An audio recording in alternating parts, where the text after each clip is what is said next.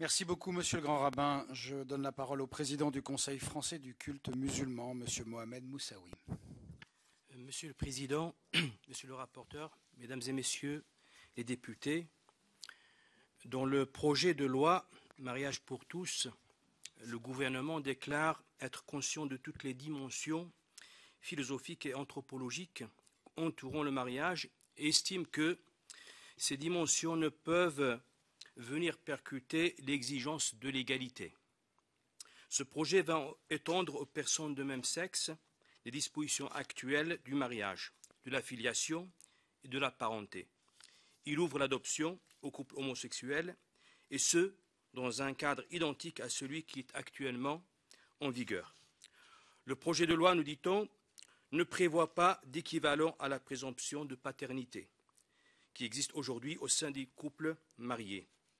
L'accès à la procréation médicalement assistée n'entre pas dans le périmètre du projet de loi et la gestation pour autrui ne sera pas légalisée. Le mariage fait l'objet d'un encadrement particulier dans la jurisprudence musulmane, comme en témoignent les nombreux textes coraniques et traditions prophétiques qui traitent des questions du statut personnel et de la famille, des épousables, des non épousables, des droits et des devoirs des conjoints, des règles de l'héritage et des relations entre les générations et de nombreux sujets en lien avec le mariage. Il ressort de ces textes que le mariage, selon la religion musulmane, est un pacte fondé sur le consentement mutuel en vue d'établir une union légale et durable, je peux citer le Coran, sourate 4, verset 21, entre un homme et une femme. Il a pour but la vie dans la fidélité réciproque et la fondation d'une famille stable sous la direction des deux époux. De ce fait, la non-conformité de mariage homosexuel avec les principes de la jurisprudence musulmane fait l'unanimité au sein de toutes les écoles juridiques musulmanes, qu'elles soient sunnites ou chiites.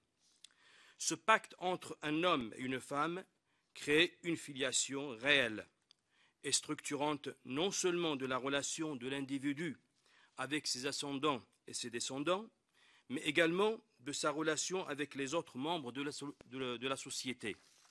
C'est en ce sens qu'on peut lire dans un verset coranique « Ô homme, nous vous avons créé d'un mâle et d'une femelle, et nous vous avons répartis en peuples et en tribus, pour que vous fassiez connaissance entre vous.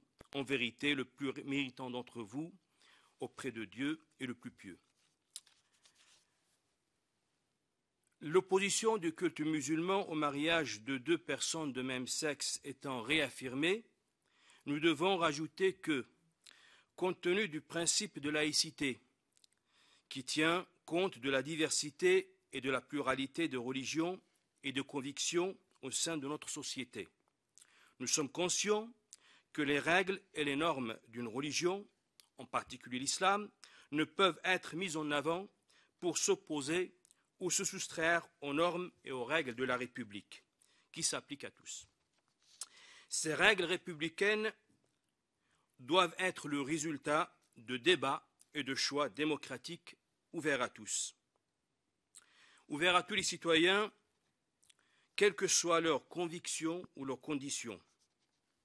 Profondément attachés au principe de justice et du respect de l'égale dignité de tous, ainsi qu'à la reconnaissance de la pluralité des religions et des convictions dans notre société, nous entendons contribuer dans cet état d'esprit au débat démocratique et à l'évaluation des choix projetés pour notre modèle sociétal. Par ailleurs, en présentant notre position sur le projet de loi, nous réaffirmons notre condamnation totale de toute forme d'atteinte qui viserait une personne en raison de ses opinions, de son appartenance religieuse ou de son orientation sexuelle, et à ce titre, nous condamnons fermement tout acte homophobe. Le projet de loi portant sur l'ouverture du mariage aux personnes de même sexe n'est pas une simple extension d'un statut réservé aujourd'hui à des couples hétérosexuels. Il s'agit de transformer profondément une institution millénaire qui a permis à l'humanité de continuer à exister et à s'organiser avec des repères clairs, en harmonie avec la création toute entière.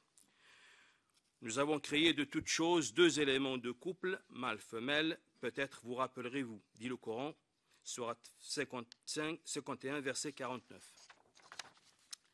Le principe de l'accès sans discrimination à une institution, quelle que soit cette institution, le mariage en est un cas particulier, peut et doit être dissocié de la mission assignée à cette institution. Le principe de l'accès sans discrimination à une institution, quelle que soit cette institution, ne peut être dissocié de la mission assignée à cette institution. Ce sont les conditions de l'accomplissement de cette mission qui déterminent les qualités requises pour les candidats qui souhaitent accéder à cette institution. La mission du mariage ne peut être réduite à la reconnaissance d'un lien amoureux entre deux personnes ou à leur volonté de vivre ensemble. Sa mission est aussi la fondation d'une famille stable sous la direction des deux époux. Le fait que deux personnes de même sexe puissent déployer tous les moyens pour donner à un enfant de l'amour et de l'affection ne peut être un argument pour relativiser une donnée anthropologique et psychologique fondamentale qu'est le besoin d'un enfant d'avoir une filiation réelle issue d'un mère et d'un père. Même dans la situation de monoparentalité imposée par le divorce ou par la disparition de l'un des parents, les deux parents restent présents dans la conscience et le psychisme de l'enfant. L'adoption est un moyen pour alléger la souffrance d'un enfant abandonné tout en préservant sa filiation réelle et non un moyen de satisfaire un projet ou un désir parental de personnes adultes en créant entre eux et l'enfant une filiation fictive.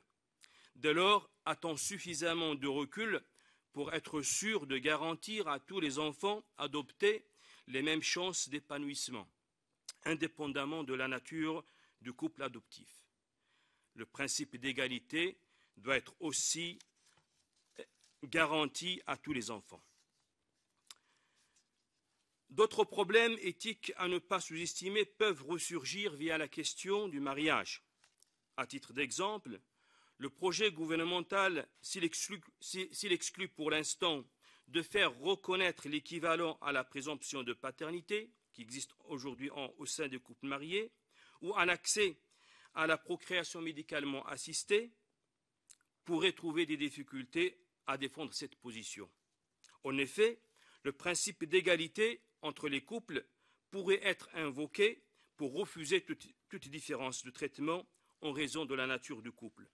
Le débat sur la gestation pour autrui et d'autres questions bioéthiques importantes risquent d'être relancé dans un contexte nouveau. D'autres interrogations liées à l'éventuelle mise en œuvre de ce projet de loi porteraient sur des considérations qu'il ne faut pas sous-estimer non plus.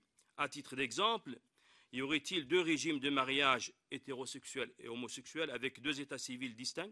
Par exemple, concernant les extraits de naissance avec les mentions père et mère pour le mariage hétérosexuel et autres mentions pour le mariage homosexuel?